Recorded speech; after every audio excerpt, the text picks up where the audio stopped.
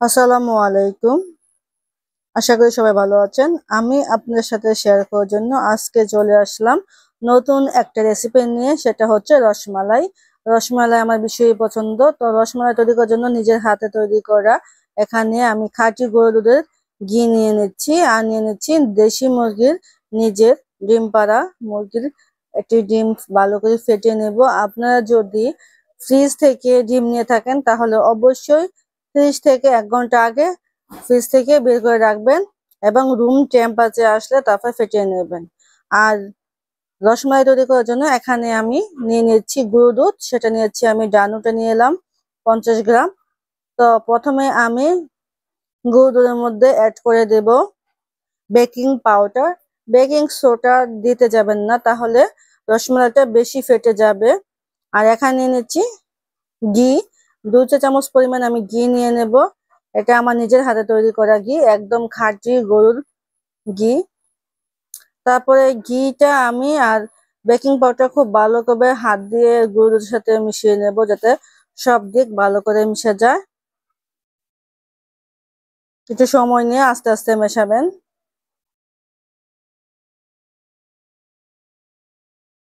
আপনারা যদি আমার রেসিপিটা ফলো করেন অবশ্যই আপনাদের রসমালাইটা পারফেক্ট হবে।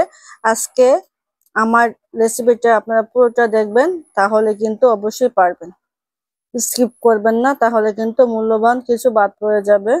তারপরে আমি অল্প অল্প পরিমাণ ফেটে রাখা ডিমটা অ্যাড করব গুঁড়ো দুধের মধ্যে। একবারে ঢেলে দিবেন না, তাহলে বেশি বা কম হতে পারে, তাই জন্য অল্প অল্প পরিমাণ ডিমের লিকুইডটা নেবেন এবং মেশাবেন। একদম সফট একটা ডো তৈরি করতে হবে, খুব টাইট ডো তৈরি করা যাবে না। একটা সফট ডো তৈরি করব, তারপর আমি রেখে দেব 5 মিনিটের জন্য। বেশি সময় রাখতে হবে না রেস্টে। 5 মিনিট রেস্টে রাখার পর আপনারা হাত দিয়ে ছোট ছোট বল মিষ্টি বানিয়ে নেবেন। আর এদিকে আমি আগে থেকে জাল করে রাখা গরুর দুধটা আবার চুলায় বসিয়ে গরম করে নিচ্ছি। আর এদিকে আমি মিষ্টির বলগুলো বানিয়ে নেব। ছোট ছোট সাইজ করে দিবেন, খুব বড় সাইজ দিবেন না, কারণ এটি ফুলে কিন্তু ডাবল হয়ে যাবে দুধে দেওয়ার পর। দুধে বলক চলে আসা পর্যন্ত যে সময় অপেক্ষা করবেন, বলক আসা সাথে সাথে অ্যাড করে দিবেন চিনি। মিষ্টিটা আপনাদের পছন্দ মতো দেবেন। তারপরে যে এখানে 30 থেকে 40টা মতো আমার মিষ্টির বল তৈরি হয়েছে, এগুলো আমি এখন দুধে দিয়ে দেবো। খুব বেশি নাড়াচাড়া করা দরকার নেই, দুধের বলকের মধ্যে এমনিতে উল্টে পাল্টে এটা হয়ে যাবে। 5 থেকে 10 মিনিট জাল করলে রসমালাই তৈরি হয়ে যাবে। দেখছেন কতটা ফুলে যাচ্ছে, প্রায় ডাবল কিন্তু হয়ে যাচ্ছে।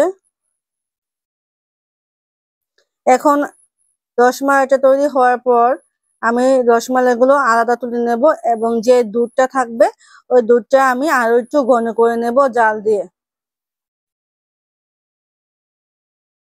আমার মিষ্টিগুলো কিন্তু ডাবল হয়ে গেছে, বাকি দুধটা আমি এখন ঘন করে জাল দিয়ে নেব।